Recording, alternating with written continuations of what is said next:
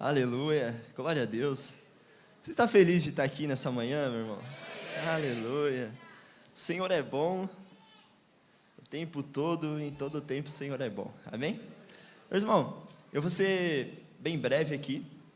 Eu queria começar falando a respeito de uma curiosidade, né? Quando eu vi essa pesquisa, fiquei sabendo dessa pesquisa, eu falei assim, cara, como isso realmente é importante para as nossas vidas, como isso é sério, como isso tem um efeito para nós. Uma pesquisa que foi feita, ela mostrou que a maioria das pessoas, quando chega na sua velhice, elas se arrependem mais das coisas que não fizeram do que aquilo que fizeram e erraram.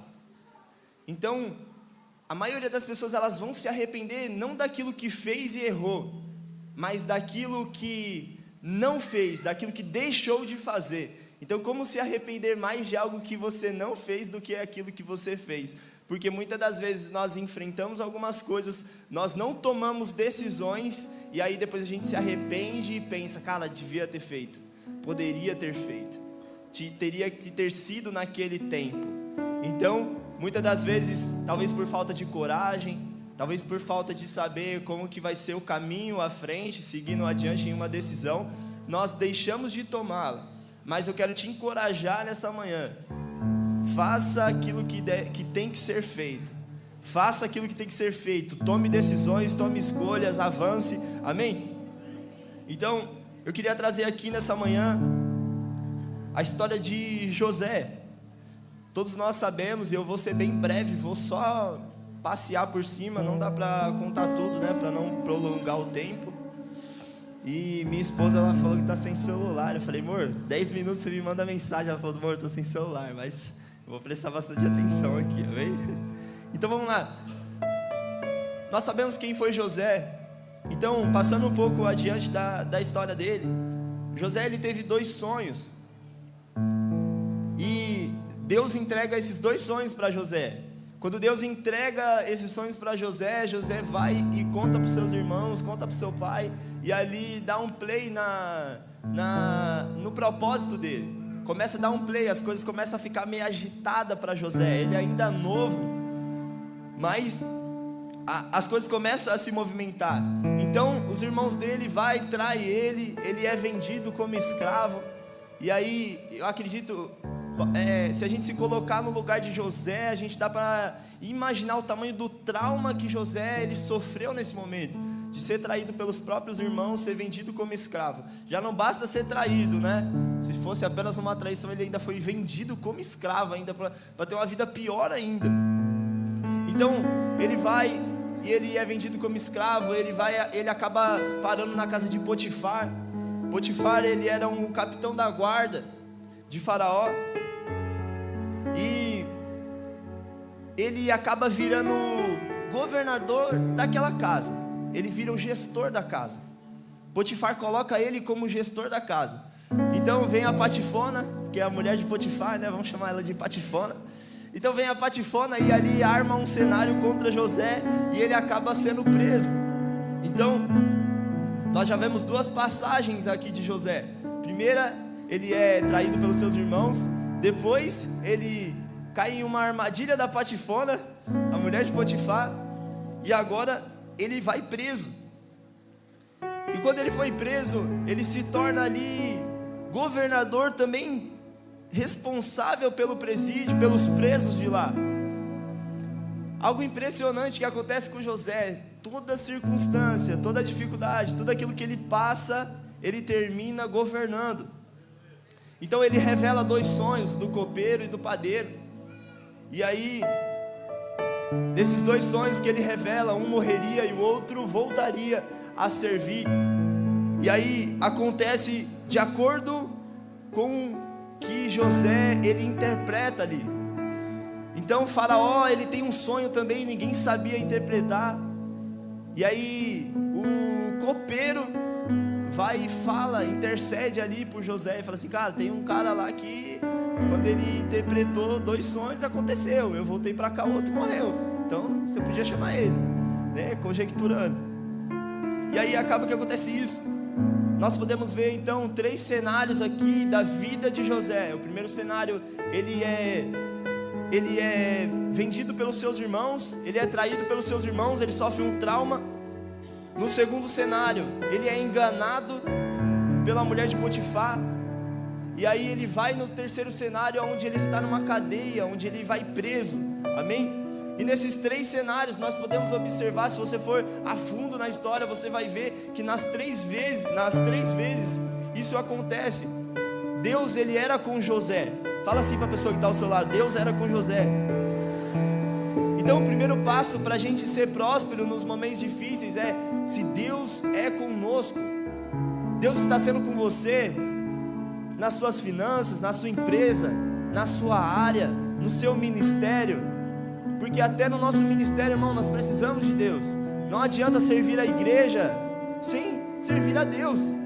Então, Deus era com José, a primeira coisa. Segundo, ele era um bom gestor. Fala assim para a pessoa: bom gestor. Por quê? Porque tudo aquilo que Deus colocava nas mãos dele, ele fazia uma boa administração.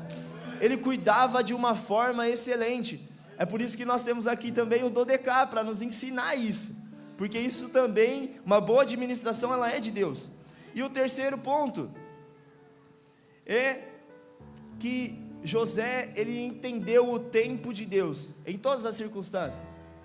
Ele não reclamava, ele não ficava murmurando, mas ele entendia o tempo de Deus. Então Deus era com ele, ele era um bom administrador, e agora era só esperar o tempo certo, que as coisas vão acontecer. Porque às vezes Deus é conosco, às vezes nós estamos se esforçando, sendo um bom administrador, mas a gente não consegue entender o tempo de Deus. Às vezes quer acelerar algumas coisas, às vezes quer passar sobre algumas coisas.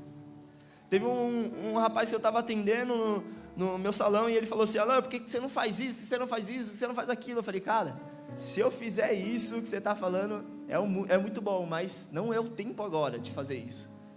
Eu posso acabar manchando a minha imagem, porque eu vou mostrar algo que eu não vivo, que eu não sou, e não é o tempo agora. Então nós precisamos entender também a respeito do tempo de Deus, amém? Então o que eu quero falar aqui a respeito de propósitos, cenários e mudanças. Eu estava pensando, e muita gente se questiona a respeito do seu verdadeiro propósito. Qual é o seu propósito? Para que você veio para essa terra? Por quê? Então, eu falei assim: por que as pessoas se confundem tanto? Por que nós nos confundimos tanto com o nosso propósito? Porque às vezes a mudança de cenário faz a gente se questionar do nosso propósito. Então às vezes você está numa empresa, e aí as coisas estão bem, está dando certo, está fluindo. De repente o patrão chega e fala assim: meu irmão, ó, é o seguinte, você está demitido, está mandado embora. E aí você vai chorar os plantos, né?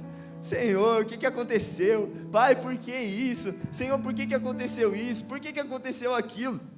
E era o seu propósito eu estar lá, era o propósito isso acontecer, mas o que aconteceu? Não foi o propósito que deixou de acontecer, foi o cenário que mudou. E José, ele foi traído pelos seus irmãos, daqui a pouco o cenário mudou, ele estava na casa de Potifar, daqui a pouco o cenário mudou, ele estava na prisão, e daqui a pouco o cenário mudou, porque ele estava como governador do Egito. Seria impossível que não existiria um caminho que fizesse com que José chegasse lá, se não fosse por esse caminho que Deus traçou. Não existe, não tem uma escala de querer: José, você tem que fazer esse curso, depois você vai para isso, depois você vai aqui, depois você vai virar governador do Egito. Não existia isso. Deus criou um caminho para que José chegasse até lá, amém? Então por quê? Porque muitas das vezes a nossa vida, ela já vem desestruturada, ela já vem meio bagunçada naturalmente, às vezes pela família, pelos pais, mas Deus, ele cria um caminho para que a gente alcance a verdadeira prosperidade da nossa vida, o nosso verdadeiro propósito. Então, meu irmão, não é porque o cenário mudou que o propósito acabou. O propósito, ele faz parte de um todo. Às vezes o cenário vai mudar, mas continua, persista, porque Deus é contigo. Se você for um bom gestor, entender o tempo de Deus, não tem como as coisas darem errada, amém? Então, nós precisamos ser resilientes e se refazer nos cenários difíceis. Por quê? Porque às vezes Deus quer espremer algo a mais de você, Deus quer tirar algo a mais da sua vida. E aí nos momentos de dificuldade, irmão, é onde Deus está nos espremendo e nos fazendo crescer ainda mais. Os maiores, as pessoas que alcançam não a prosperidade, um êxito, um resultado maior na sua vida. Os grandes empresários é porque eles são resilientes e sabem se refazer em momentos difíceis. Então nós precisamos disso, nos refazer em momentos difíceis. Por quê? Porque às vezes você ora 5 minutos, 10 minutos, mas vai ter tempo que Deus vai querer te refazer, irmão. Você vai precisar mudar a estratégia, vai precisar jejuar mais, vai precisar orar mais, vai precisar buscar mais a Deus. Então isso é o quê? Ser resiliente e se refazer de acordo com a situação, porque senão a situação vai governar sobre as nossas vidas. E José governou sobre toda a situação. Foi traído, foi para a casa de Potifar, governou sobre a casa. Foi preso, governou sobre a prisão. Foi lá no faraó interpretar um sonho, governou sobre o Egito todo. A circunstância, a situação que Deus colocou na sua vida, irmão, não é para te destruir, é para você governar sobre ela. É para você governar sobre ela. Amém? E lá em Gênesis 50, passando um pouco já à frente da história de José, nós vemos uma fala de José assim, quando ele está na presença dos seus irmãos: vocês intentaram mal contra mim, mas Deus tornou em bem. Uma situação difícil, algo que eu imagino José, todos os traumas, toda a dificuldade, aquilo que ele estava passando, ele vira para os seus irmãos e fala assim: vocês tentaram mal contra mim, mas Deus tornou em bem. Deus vai tornar a sua situação, irmão, em bem.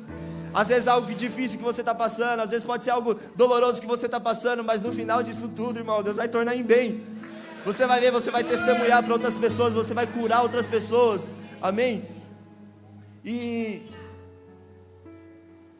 quando nós vivemos o propósito, as crises, elas se tornam oportunidades para crescer. Então, às vezes nós vamos enfrentar uma crise, mas isso, se você olhar pelo lado de que Deus está no controle de tudo, de todas as coisas, essa mesma crise que você está passando vai se tornar uma grande oportunidade para a sua vida. A história que você vai contar vai ajudar outras pessoas que estão passando por isso. Lá em Romanos 8:28 está escrito assim: sabemos que todas as coisas cooperam para o bem daqueles que amam a Deus, dos que são chamados segundo o seu propósito. Aleluia. Então, se algo está acontecendo, nós amamos a Deus, porque também não adianta você achar que está tudo no controle de Deus, mas você não ama a Deus, mas você não busca a Deus, mas você não serve a Deus. E aí numa situação você vai falar assim: Deus está no controle. Vai ser um pouco complicado, mas o que está escrito? Que todas as coisas, elas cooperam para o bem daqueles que amam a Deus e vivem segundo o seu propósito. Então, se está acontecendo alguma coisa de errada, Deus está no controle. Se está acontecendo algo na minha vida, Deus está no controle. Por quê? Porque isso não vai cooperar para o mal, mas vai cooperar para o bem. Amém? Então, José interpretou o sonho de Faraó e criou um plano de gestão alimentar que salvou toda a nação. Sabe por quê, irmão? Quanto mais a situação te aperta, eu já disse isso, volto a dizer, quanto mais a situação te aperta, quanto mais Deus te espreme, é por quê? Porque Deus está tirando o melhor de dentro de você. E a situação, ela vem para te fazer crescer. Tudo aquilo que faz do nosso controle e acontece, vem para nos fazer crescer, amém? Então, José, desde quando ele foi traído pelos seus irmãos, a governador do Egito, demorou aproximadamente 12 anos, foram 12 anos levando um trauma, sendo traído, sendo enganado, foram 12 anos, mas sabe por quantos anos ele governou o Egito? Por aproximadamente 80 anos. Então foram aproximadamente 12 anos sendo traído como escravo, mas foram 80 anos governando. O que eu quero dizer é que aquilo que Deus tem para a sua vida, irmão, é muito maior, é muito melhor do que aquilo que você passou, que não vai se comparar. A glória que vai ser revelada não se compara com o que você está passando hoje. E aquilo que você está enfrentando não é para o mal, não vem para o mal, porque todas as coisas cooperam para o seu bem e vai ser para o seu crescimento, para a sua prosperidade. Eu creio nisso. Se você crê, aplauda o Senhor Jesus, se coloque de pé. Separe a sua oferta, o seu dízimo, a sua primícia. Em nome de Jesus. Senhor, te agradeço, Pai, por essa palavra. Senhor, te agradeço por essa manhã. Senhor, porque essa manhã testificou em nosso coração, Senhor, que todas as coisas vão cooperar para o bem daqueles que amam ao Senhor. E tudo coopera para isso, Senhor, para que cumpramos o nosso propósito como filhos de Deus.